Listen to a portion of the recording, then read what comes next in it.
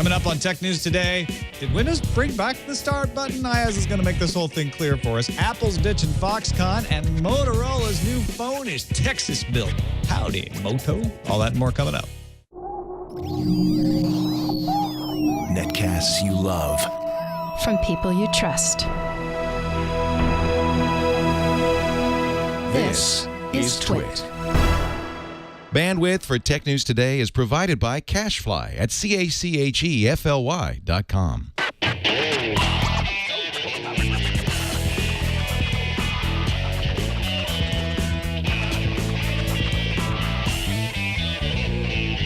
This is Tech News Today for Thursday, May 30th, 2013. Tech News Today is brought to you by Tonks Coffee. Tonks offers a bi-weekly subscription. Tonks sources their beans directly from the growers. They're roasted and shipped within 24 hours, giving you the freshest coffee beans in the world. For a free sample, visit tonks.org/TNT. That's TONX.org/TNT.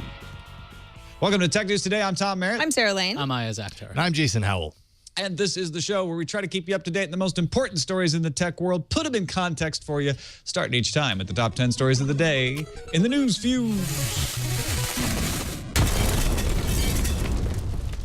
Microsoft posted official details about Windows 8.1 today. The Start tip will now look like the Windows logo and will always be visible on the desktop.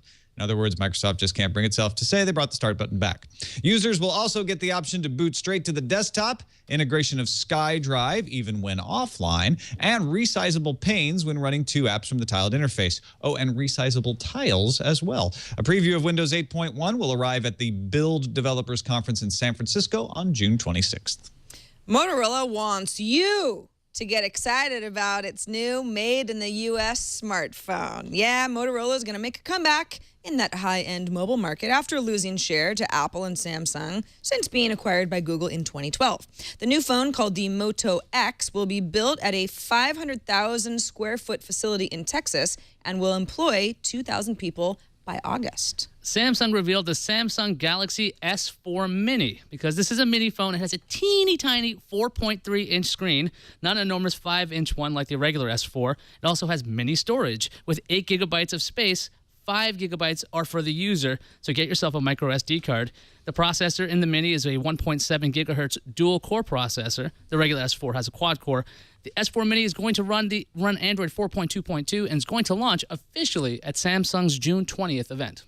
Wait, everybody, Apple released a new product. This is it. It's an iPod Touch, but hey, new product.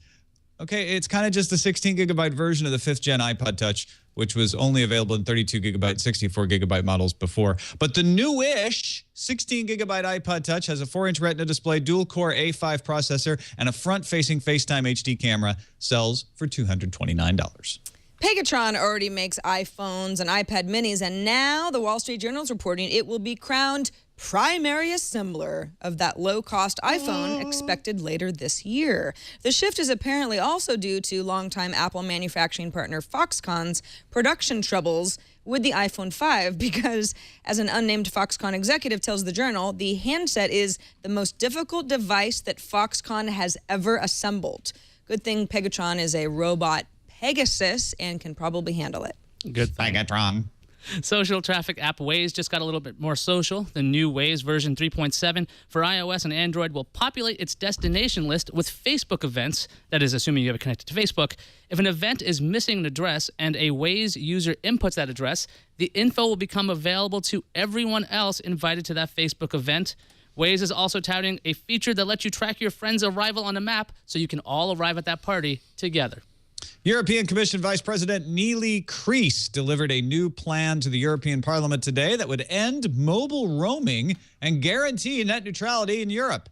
Package aims to create a single Europe-wide telecoms market by next year. Kroes hopes to have the package signed and presented by Easter 2014. Ah, the rumors, they be true. That's my pirate. Arr. On stage at the D conference, Sundar Pichai showed a brand new HTC One that runs on an untouched stock version of the Android OS. It'll be available from the Google Play Store starting on June 26th for $599 US.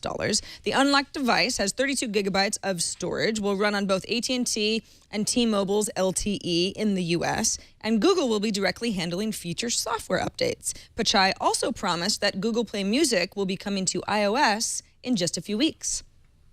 Broadcom introduced 2 new chips aimed at the Internet of Things. The BCM20732 Bluetooth smart system on a chip would connect accessories like heart monitors, pedometers, and door locks to Android smartphones and run off a coin cell battery for more than a year. The BCM4390 Wi-Fi system on a chip does pretty much the same thing, but with Wi-Fi instead of Bluetooth. Bluetooth chip is in full production now, and the Wi-Fi version will reach full production by Q4. Evernote has just introduced some new security features. First up is two-step verification that's being rolled out first to premium users. Evernote also introduced accessed history, which will let a user see when Evernote has been used in the past 30 days. There's also a listing of authorized apps, so you can see what apps are linked to your Evernote account. The access history feature and app listings feature go live today for all users. Wait a second. I just said Evernote 4 times. I think that summons Rafe Needleman. Or is that 5 times? Huh? Hello. I wasn't sure exactly when that was happening. How's it going, Rafe? It's great. Thanks for reviving the Evernote drinking game. It's good to see you guys. All right, we'll properly introduce Rafe Needleman in just a moment, but first I want to thank our sponsor for today's show, Tonks Coffee. Sarah, you've been brewing some Tonks coffee at home. Yeah, I'd love to show you the fancy little Tonks shipment that I got, but I've already taken it home and I've already busted it open, and I made quite a bit of Tonks coffee over the weekend, and I have to say, it was delicious. Tonks is a small company made up of experts, coffee experts. Everyone knows a coffee expert. Tonks happens to employ quite a few of them who believe that we can all have great cups of coffee, and it doesn't mean that we have to pay, $5 for a cup at some artisanal coffee shop that, we have to drive to get to and wait in line for an hour. None of that stuff. It's all about quality beans. And that's what Tonks does. Tonks sources their beans directly from growers, then they roast the beans, and then they ship those beans within 24 hours of roasting so that you get the beans fresh. It's a bi-weekly subscription service with Tonks. So, you drink a lot of coffee. By the time you're out of coffee, you get another shipment of the next batch of coffee. You can be sure that it's going to be fresh. You can be sure that it's not going to have been sitting on some shelf in some store getting stale. Homebrewed coffee can be just as good as the best cafe in your town. It's not about really anything except having great beans. And since the Tonks folks are so good at coffee, on their website, if you go to tonks.org/TNT, they've got some kind of helpful tricks about how to get the most out of your beans at home. But really, it's best brewing methods and equipment is part of it. But again, it's that coffee. It's convenient. Like I said, bi-weekly subscription brings those beans right to your door. You really never have to think about it again, and you're going to save a lot of money. Cafe visits, they add up. Tonks Coffee also makes a fantastic gift. So even if you're not a coffee drinker, you probably know somebody who would really love something like this. If you're looking for a hard-to-buy for-person, their birthday's coming up, why not get them a great cup of coffee every morning? I mean, nothing says I love you like coffee, says the girl who drinks a lot of coffee. A lot more meaningful than a gift card. Go to tonks.org/TNT. Every 2 weeks, you get the new batch of incredible beans roasted to perfection. Subscription, offering a free sample to our viewers and our listeners, tonks.org/TNT to get some for yourself. And thanks to Tonks for sponsoring this episode of Tech News Today.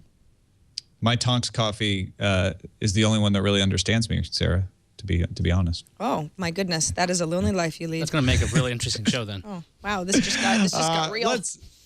Let's give a proper welcome to Mr. Rafe Needleman, Director of Developer Relations at Evernote, hence the summoning of him during the news fuse. Welcome back to the show, Rafe. Of course, longtime co-host on Buzz Out Loud and Real Deal back in the CNET days. Good to have you back, man. It's good to be here. Good to see you guys. Thanks for joining us. Sure. Let's start off by talking a little bit about Windows 8.1. There are lots of varying headlines about whether they have brought the start button back or not. Ayaz, can you put this controversy to rest? Probably not, but let's talk about it. So Windows 8.1 got official. Microsoft's got a huge blog post about it. There is a start button on the desktop. No, it does not bring back the start menu. When you click the flag, it brings you to that start screen with the giant tiles that you're used to. Now, the start button on the desktop replaces that little sliver that used to be in the bottom left corner. That's some people call the start tip. The button will not appear on Windows 8 applications, those full screen ones, the Metro, that's the old style, unless you hover on the bottom left corner. So you can actually bring up that little flag button. It's going to be enabled by default. You're going to have a Windows flag on your desktop, and it will bring you to that start menu. But you can also configure the start button to go to a brand new section called All Apps, which can be sorted by different views, and it makes it kind of look like the traditional start menu. So you can make it look like the old one, but not really. So that's all about the start button alone. Then there's other stuff. Windows 8.1 is more than a button. There's an option to boot straight to the desktop.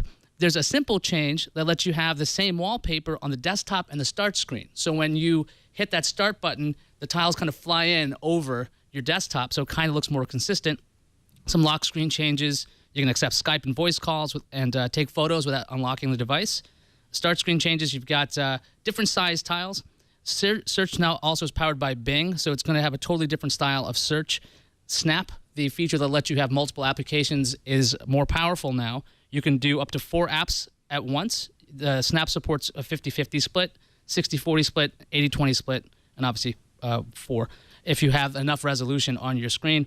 A lot more SkyDrive integration, updated PC settings, so you don't need to go to the control panel.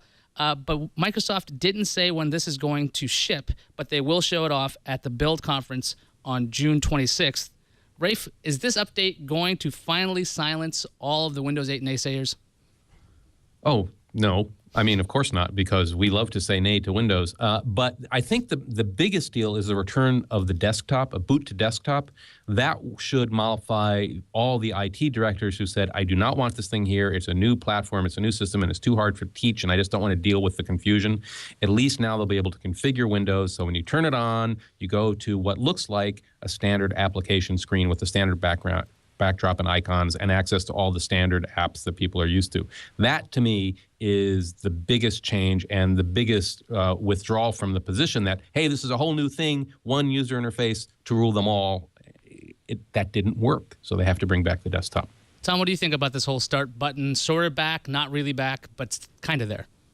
I guess it's nice to have that button persistent on the desktop. That really hasn't bothered me all that much. I missed the start menu, and they're not bringing that back. And this all apps menu is improved over what it was before, but it's not the start menu.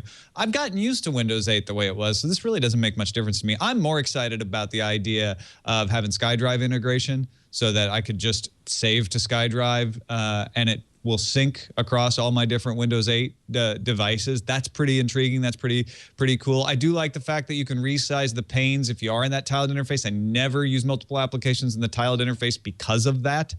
So that might make me at least experiment with it. And I was talking with some folks in the chat room. We've seen some leaked versions that are running more than 2 apps in that tiled interface at once. So that would be cool if that makes it into the final build, but I couldn't find any confirmation about that. All in all, I think these are all smart tweaks that do show that Microsoft's paying attention to what people want.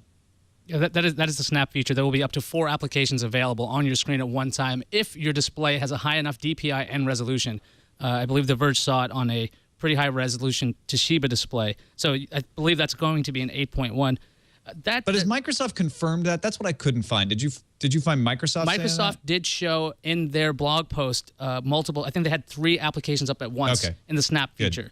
But this reminds me of the ads that Microsoft is running, saying it can do more than an iPad. It's snapping 4 applications at once. Sarah, do you think that people are going to accept Windows 8.1 more than they did 8? Well, yeah, it's better. I mean, I think that there's some concessions that Microsoft made, but, people were a little bit confused. There were certain things about Windows 8 that didn't make sense, so let's give you more options. When you were running down some of the ways that the start menu sort of works and doesn't work, my head is kind of reeling, and I'm saying it's just more confusion.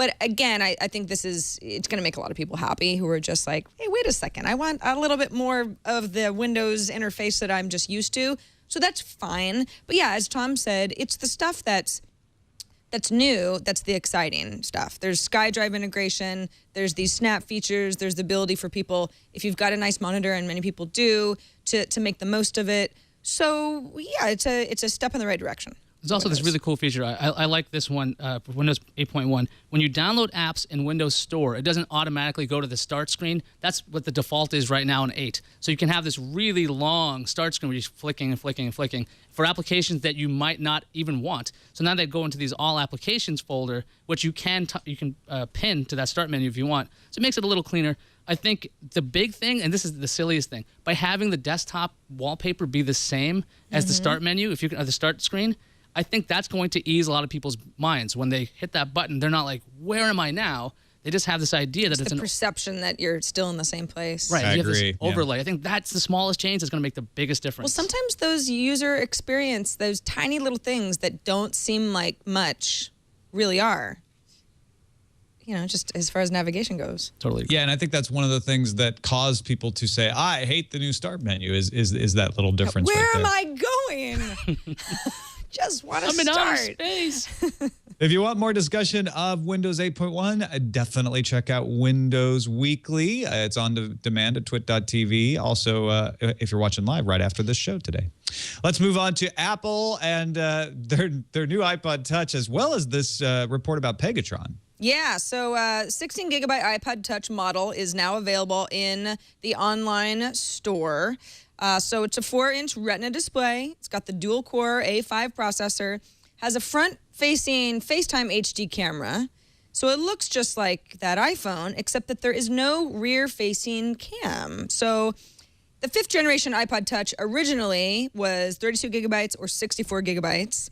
Apple at the same time was selling the 16 gigabyte and 32 variants of the 4th gen model. So this is basically a smaller storage, souped up version of the iPod Touch. It's available to order now for $229. You've got a single black and silver design, and Apple says once you order, you'll get it in 24 hours. Ayaz, you've been using the iPod Touch as your primary kind of phone, I guess, if you could even. For a while. Yeah, use it as a replacement.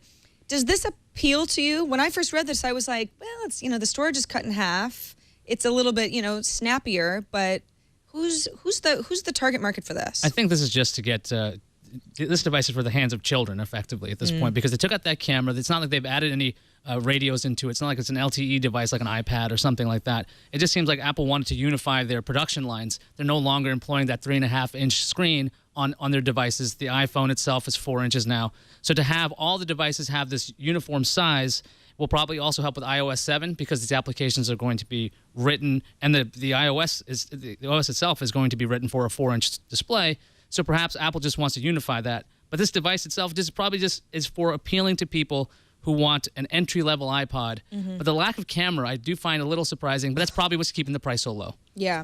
That's what you have to do when you're trying to take over a market, is you want a wall of products every X dollars. And, Apple has always done this with the iPods. They have product every $40 or $50. So, no matter what your budget is, no matter how much you think your kid is worth, it's like, oh, I'll get that one. If you leave a gap there, then somebody else can come in. And that's not a good thing. So it's a standard strategy. And, you're right. They do need to kind of unify the production as they move to iOS 7. But, it doesn't seem like that big a deal to me. And again, the lack of the back camera, you're right, just lower cost so they can afford to do it at $229. So it does. I mean, it really does cut out quite a few of the great iOS apps that are, camera, photo editing software. Sure, you could use your front-facing camera, but, it's not as good as the rear-facing camera on, the iPhone equivalent models. Some Kickstarter project will come out with a mirror that bends the light around so it can turn it into a back-facing camera. Exactly. Meanwhile, the Wall Street Journal is reporting that Pegatron is going to sort of become Apple's right-hand manufacturing man, primary assembler of this lower-cost iPhone that is reportedly going to be a real thing later this year. Pegatron is already making iDevices, so they certainly are already working with Apple. There are rumors that Pegatron is planning to hire a huge number of folks for their workforce based in China, up to 40% during the second half of this year. So again, it's kind of where these rumors come from. And then CEO Tim Cook is not getting away from Foxconn completely, but wants to achieve greater balance in the company's supply chain by shifting more work to Pegatron. And there have been reports that that Foxconn has had issues making that iPhone 5. Tom, do you think that this just makes sense for Apple not to be too reliant on any one company, especially given Foxconn's somewhat sketchy past? Yeah, you don't want all of your eggs in one basket. That's a metaphor. And don't forget, Tim Cook was the supply chain master under Steve Jobs. He knows what danger signs to look for and what to do. So this is probably a very good idea for Apple to diversify the supply chain and possibly get some efficiencies and cost savings by moving to Pegatron, making sure that you're not risking your entire supply chain if Foxconn has an issue. You know, one of the things that kind of I found really interesting about this. I mean, obviously, diversifying the supply chain is good when you run into an issue, whether it's a cost issue or a public relations issue or humanitarian issue like you did with Foxconn. You want to be able to move your production elsewhere, either the threat of it or really just move it. So it's good to have Pegatron spun up to take on production. But one of the things that I found most interesting about the reports that I read is Pegatron, the news that Pegatron underbid Foxconn for production of some products like this reported low-end iPhone. And if you underbid Foxconn for production in China, I mean, where is that savings going to come from? I mean, you just have to ask. So I don't think that moving to Pegatron necessarily solves the humanitarian issues that have plagued Apple with Foxconn so far. Well, possibly. Well, it may or may not. It's a good point. Is it possible that Pegatron actually has a better manufacturing process compared to Foxconn? Because that's part of the cost issue. Foxconn said it was very difficult to build the iPhone. So unless Pegatron's got a different way to do it, maybe that'll allay the concerns of human rights. And don't forget that the profit margin pressure is what Apple is feeling most and having to explain to stockholders. So it's not a surprise that they would seek around for a better price from their suppliers as well. And they've promised to at least create one Mac in the United States. And that's probably not going to be the cheapest way to go, but it's going to be one of the best ways to go. Speaking of moving things to the United States, Motorola is going to be building a phone in Texas. Dennis Woodside announced this at All Things DIS. Yeah, Dennis Woodside just deciding to announce the Moto X. He confirmed the name. This will be their flagship hero phone. He said the device is going to be broadly distributed across carriers. He focused on what Motorola does well as a company, and he was saying that's managing power and managing ultra-low power sensors. And he's saying that the Moto X is going to use these sensors and this technology to be contextually aware. So as an example, Woodside said if you're in a car going 60 miles an hour, this phone is going to act differently so you can interact with it safely. Woodside said it's also going to anticipate your needs, like firing up your camera before you even call up the app when you pull it out of your pocket. And the Moto X will have 2 processors inside for improved battery life. And then Motorola decided to release a press release saying that every Moto X sold in the U.S. will be assembled in the U.S., and they also dropped a release timeline of late summer. So this phone is coming pretty soon. Rafe, what are your impressions of the phone and Dennis Woodside just basically explaining this, not a press conference, just kind of sitting there, just talking? The phone that he wouldn't show anybody? Right. He said, yes, I have it in my pocket, but no, you can't see it. Well, I think that what he's talking about, so Motorola and Google obviously can create this great context-aware phone, and Google is really pushing towards that now. There many developers are, but Google now is all about anticipating what you want. And the way that you do that in a smart device is by having sensors and intelligence, but sensors that know what the user is doing, whether they're moving in a car, if they're inside or they're outside, what their next appointment is, if they're running or sitting still, whatever. So the more sensors you have, the more you can anticipate what people want, the more cues you can pick up, just like I can pick up a cue from a person by their posture. So I think that the Android developers working hand in hand with the hardware developers really closely, and not just hand in hand like they have with HTC or Samsung or whomever, but hand in hand with their own developers to make a phone, an integrated phone, it could be really cool. It's going to be really scary, but it could be really cool to have a phone that kind of reads your mind. Tom, what do you think about the hook of built in the U.S., or at least assembled in the U.S.? Because the components themselves are still being created elsewhere, being shipped in, but they're going to be assembled in the U.S. What about that particular hook? Yeah, remember when Apple said they're going to build a Mac here, they said it's not going to be just screwdriver assembly. We're going to have parts here as well, at least some of them. This is the opposite. This is saying we're going to assemble it in Texas. That actually might save them some money if it's not the exclusive place that it's created. They may actually be assembling it here and only selling it here, which might save them some shipping costs. Who knows? I mean, they still have to ship the parts over. But I'll be interested to see how that works out for them. I'm more excited about the stuff Rafe's talking about. That context awareness is going to be really fun if it works really well, because that's a differentiating factor that we really don't see in a lot of other phones. It's probably important to note at I/O, actually, that part of the announcement of some of the new APIs that they're rolling out to developers is the activity recognition API, which does just this. So this is Google working, or Motorola rather, working with Google closely on this new API to kind of demonstrate exactly the power of something like this. Hopefully this is kind of a signal to other manufacturers of kind of the cool new things that you can do using this API to hopefully do things like save your battery and all that kind of stuff. So is this going to come off as gimmicky, or is this going to be useful? Oh, I think it'll be very useful, and I think that the technology of, knowing what I'm going to do before I do it is really interesting, because, yeah, most of the time, if it works perfectly, it'll be like, oh, this is so helpful. Yeah, I didn't have to actually click on the camera icon because I was about to take a picture. But what about this whole like power of suggestion thing, where I wasn't about to take a picture, but camera app is up now. Maybe I should. And maybe Google knows that I'm in a particular area where I might be taking a picture that Google would like me to take a picture of. See where this is going? All of a sudden, Google controls my mind. I like where you're going with this. That's the way they could crowdsource Street View maps and all these other things, because like, oh yeah, the camera's up. So yes, you will take a picture inside this mall now. Exactly. It's already open. I might as well just take a photo of this. Really they have to compete with cool. Wiki Nearby or whatever that was from yesterday. Yeah, that too. Although you have to kind of want to contribute to Google image search Wikipedia's just got nearby. If you're annotating articles. Yeah, I think one of the larger points is that this phone's going to be available, or at least Woodside's claiming, broadly. So it's going not like Motorola in the past, where Droid was Verizon. Yeah. That was their flagship. If this device is available on multiple carriers and it does everything he says, it could be a pretty big hit. But it's that name. If it's called Moto X everywhere, kind of like what Samsung did, I think that'll help too. But if it's called the Moto 3 somewhere and the Moto X here and the Y there, it's going to cause confusion. Also, they should change the ad campaign to Howdy Moto, because it's built in Texas. So no more Hello Moto thing. Google will now publicly disclose critical vulnerabilities that are being actively exploited after 7 days, down from 60. Now, it has to meet both those criteria. It has to be actively exploited. It has to be a critical vulnerability. Otherwise, they'll wait 60 days.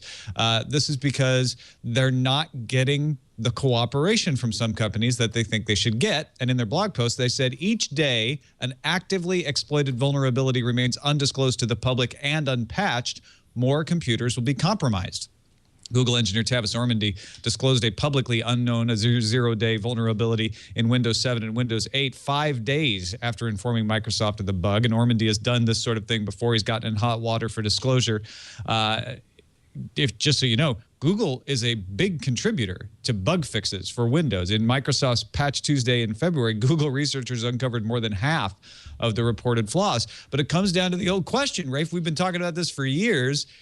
If the hackers know and the people don't, is it incumbent to let the people know, or is it better to keep it under wraps so fewer people who are bad guys find out about it until a fix is ready? Why are you asking me what the right time is? I mean, there's no right way to do this. When you've got a flaw in a system, if you release the information about that immediately, you're disclosing things, you're forcing people to make the updates to be aware of it. If you wait, then the hackers who might not be aware of this thing aren't taking advantage of it. So there is no right answer. I happen to think that about 7 days is about right, knowing the way developers work and how long it takes to move something through the cycle. That sounds like about the right thing. If we know about a problem, then we can turn it around right away. and we are fans of transparency, of telling users what is going on with their products. I think that is the right thing to do, and I think from a business perspective, that is how you get trust, by being open with people. But, bad guys don't play by the rules, so you want to give them as little information as possible, and there is no way to come up with the perfect balance for the one and the other. Sarah, is it better to not know until there's a fix, or do you want to know that there's something out there you have to be aware of? You want to know. You absolutely want to know. I mean, I can't, if there's some sort of a vulnerability that's affecting something that I'm using, I'm probably not equipped with the tools to fix it myself. But I think there are enough people out there who are, that the more we know, the more we at least have the power to say, okay, this exploit exists, so I can choose not to interact with something where somebody may be able to execute on it. I know that there are exceptions to this, but in general, I feel like full disclosure as soon as possible is almost always the way to go. I, as you agree, I mean, is 7 days enough for a company to at least come up with a workaround, if not a fix? Well, 7 days for a large company, sure, because they should have engineers on this anyway. They probably are aware of the situation. So 7 days might also give, incentive to get this stuff done in 6, because these exploits are out there and you want it fixed as soon as possible. Because if one person has discovered it, there's at least 100 people who know how to do this. So it's kind of giving incentive to get this fixed. But then again, it's not like Google's going to publish it on the front page. You're not going to google.com and it's going to be by the way, here's a giant exploit. So it's only the people who are searching for this are going to find this. So I don't know if it's necessarily time to freak out because, Google's going to publish this.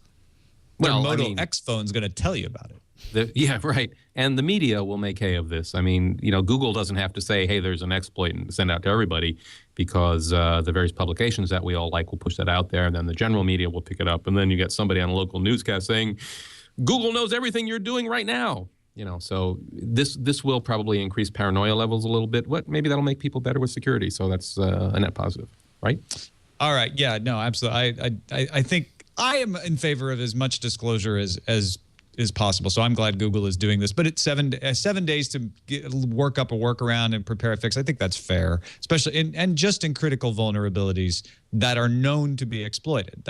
I think that's good too. Let's go to something more fun, which is instant delivery of food. Food. You don't have to leave your house. It's all Yay. about food. Yeah. So we talked a couple weeks ago about Seamless and Grubhub announcing that they are merging into one bigger food delivery company. In the case of Seamless, it's stuff other than food, but it's big, and it's certainly big in markets like New York City, which is very densely populated, and you've got a lot of people who are used to food delivery. Postmates is another one of these food delivery services, which has already been live in San Francisco for, at least about a year. Seattle, about 6 months ago. Now they've officially launched in New York City. To start, they're starting small. They're basically only in a 10-block radius from their headquarters in sort of the middle of Manhattan. So you can go, anywhere between about 14th Street to 42nd Street. So it's not all of the 5 boroughs, but they are officially in New York City. And for the most part, Postmates CEO Bastian Lemon says that New York is ideal for bike couriers. Postmates is not all about bike couriers, but they certainly have a bike courier fleet in San Francisco.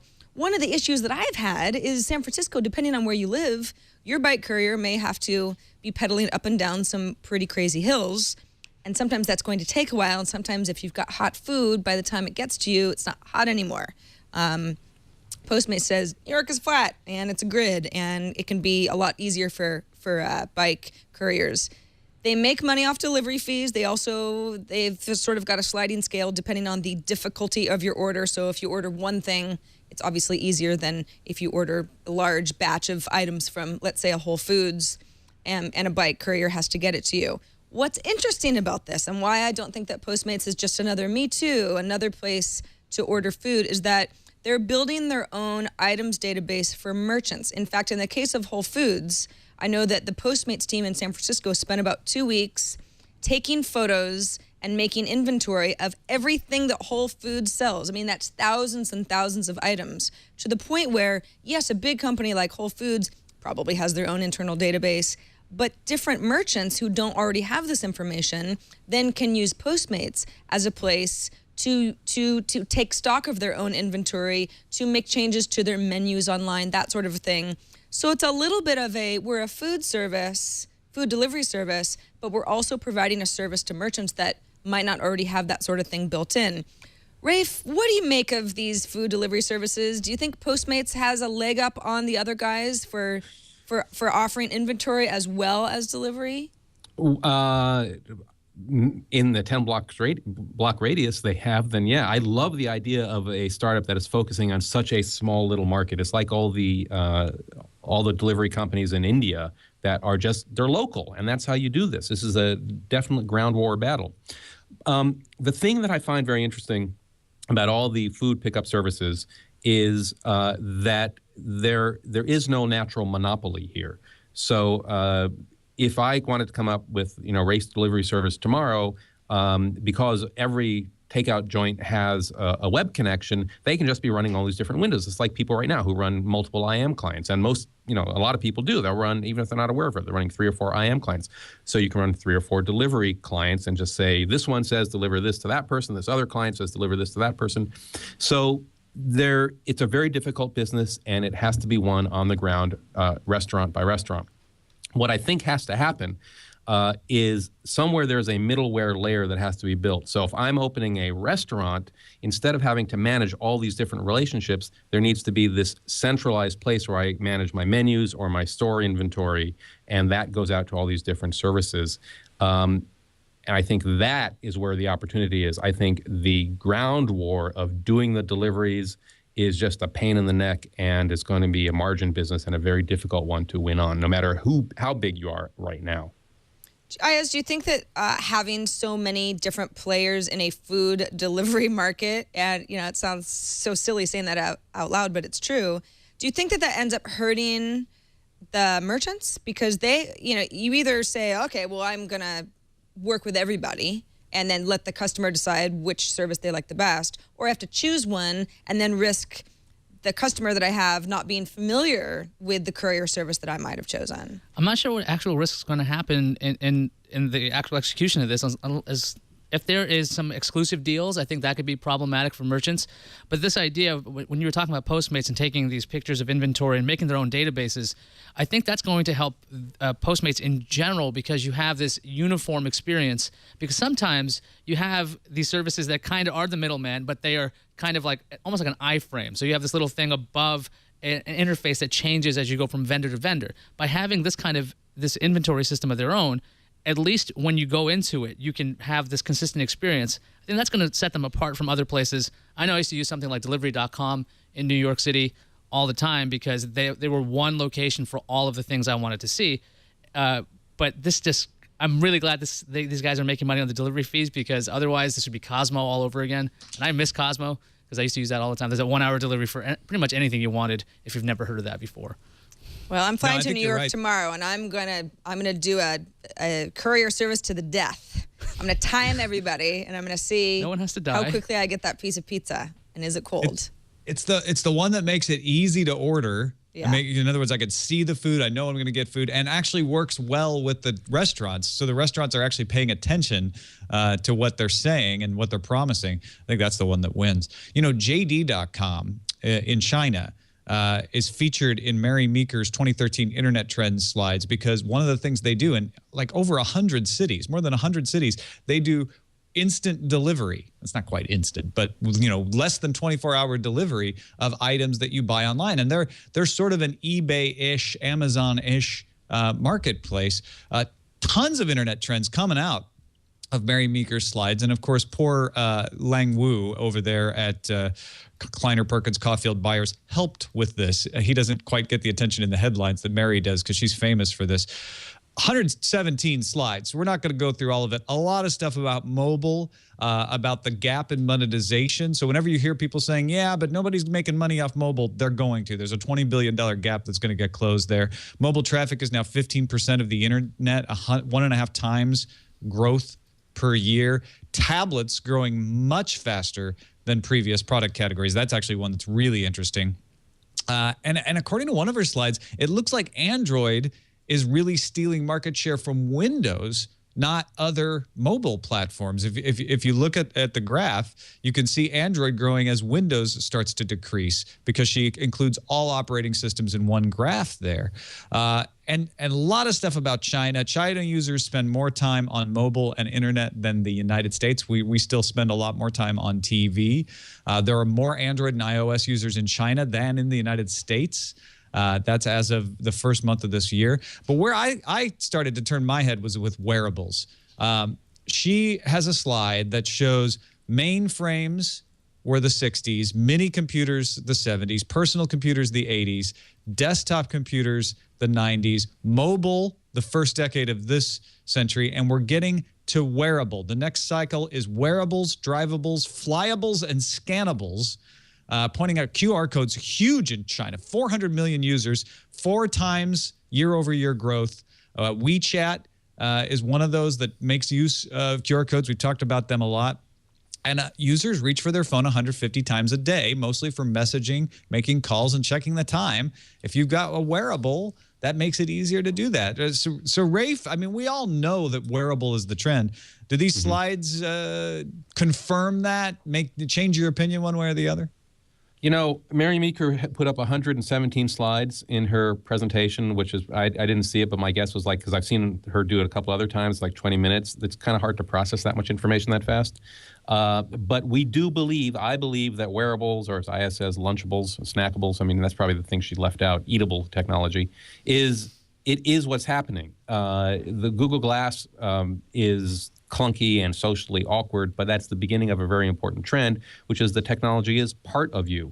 Whether it anticipates what you want to do, whether it's on your wrist and it's just at a glance, or whether it's projected into your eyeballs, that is where it's happening. And it's not so much about that that it's a different user interface. It is that it is the one that binds everything together. So the thing that you are wearing, or the thing that is on your body, knows what other stuff you're interacting with, and all of a sudden, because of that, they can all start to work together in ways that we haven't seen before. So there's a whole lot of opportunity there. Ayaz, what do you think? You're usually the one to be a little more skeptical than the rest of us about the trends. You ready to embrace the wearable? I don't know if I'm skeptical, but I like the wearable technology concepts in general. It's just the execution has been kind of lousy in general, because we have an issue with battery life. We have issues with communications.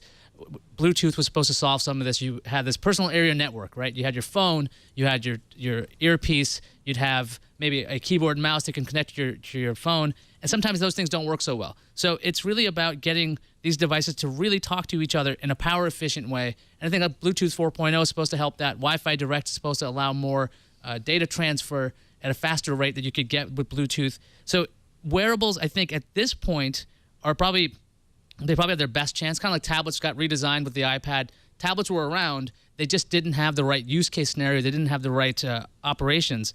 But with the new technologies, I think there's a better chance of it taking off.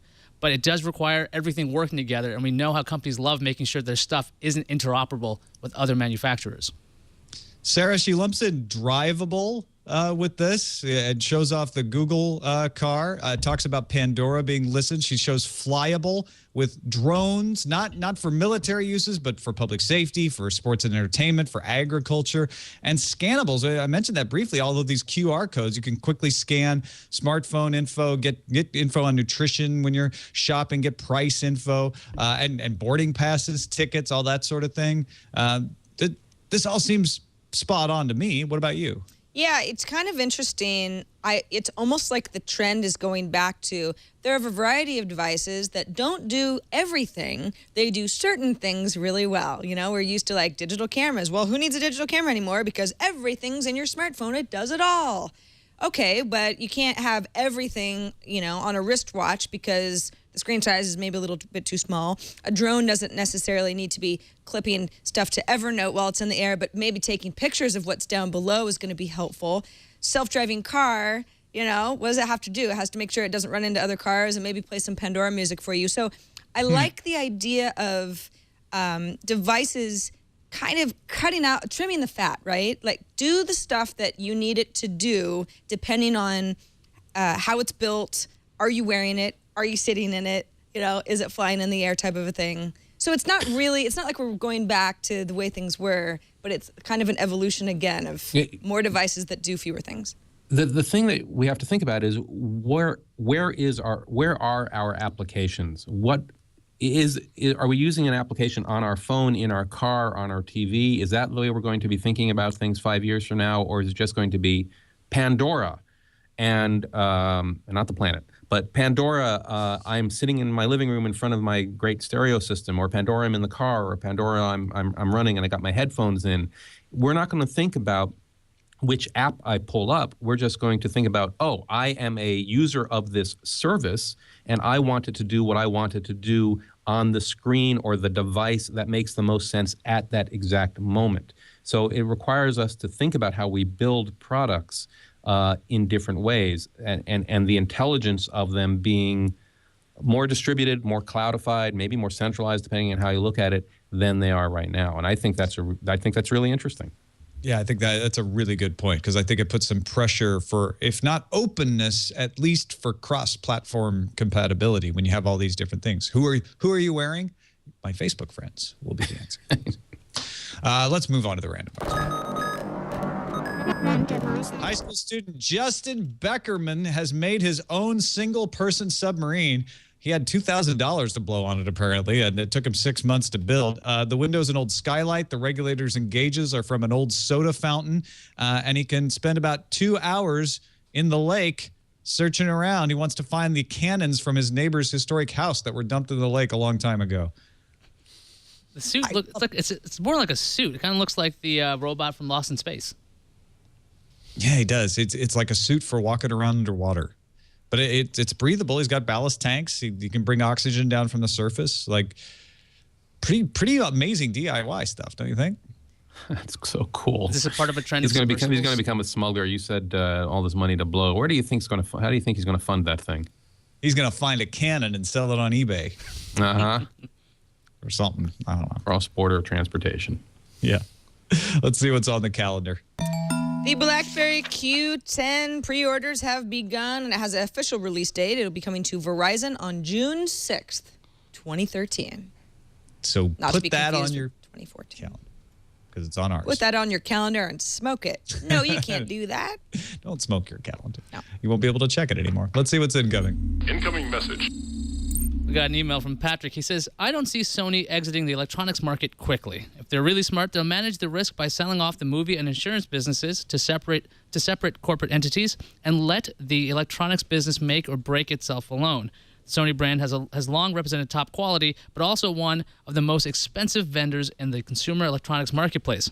Apple suffers from the same kind of problem because there are lots of people who refuse to pay top dollar for any product, even if it is arguably the best. They'd rather pay 50% off top dollar and feel like they got a good deal.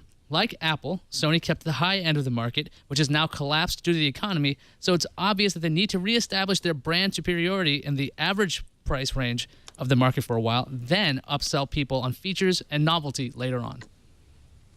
Well, Patrick makes a good point about what a strategy Sony could take, but as far as whether they keep the electronics business and sell off the others or vice versa, it doesn't really matter. I mean, they'll probably both get a chance to use whatever brands they're using, whether they're spun out or they spin each other out. It ends up being the same thing, kind of. Well, that is it for this episode of Tech News Today. Rafe Needleman, thank you so much for joining us. Always good to be here, Tom. Good to see you guys. You know, I want to give you a chance to talk about that, the new features you got from Evernote over there. Well, there's a couple of new things. Obviously, you know, the two-step verification is new, and we encourage premium users to give it a shot to increase the security of their account. It's a good way to protect your data should your password get compromised. We also recently rolled out reminders, which are really cool. I don't know if you guys have talked about those yet. So you can now take a note in Evernote and flag it as a reminder, and it'll, or you can pin it to your list of notes or set a date on it, and it'll come back with an email, you know, on the date you specify, saying this note that you flagged is now due, and remind you of stuff. If you've got, like me, you know, literally thousands and thousands of notes, it's good to be able to have them come back to you when you want them to. So those are two cool new things that I think are worth checking out. So keep up with you at opnotes.com, OPPNOTES. The column opportunity notes. Now that I'm doing developer relations stuff here, I'm going to be writing less. So just go to evernote.com or blog.evernote.com for all the cool stuff that's happening on to the product and the various other products that Evernote does, like Food and Skitch and Hello. Thanks, man. Thank you. Really good to have you back on the show. Always to be good here. time. Thanks. You can help us create our show, folks. TechNewsToday.reddit.com is our subreddit. You can submit stories. You can vote on stories. It's one of the things we look at every day to figure out what we're going to talk about. Your votes do matter. Go to TechNewsToday.reddit.com and express them. Coming up this Wednesday, June 12th, at 4 or 4:30, we're going to nail down the time exactly, but we're going to do a hangout, me and Jason and Sarah and Ayaz, to just kind of brainstorm with the audience about Tech News Today, what you like about it, any new ideas, improvements, etc. So keep on the lookout for more details about that coming up Wednesday, June 12th. You can find us on the web at twit.tv/TNT. You can email us, tnt@twit.tv, or give us a call. Leave us a voicemail, 260-TNT show. It's Friday tomorrow. We'll have Darren Kitchen and Len Peralta illustrating the stories. We'll see you then.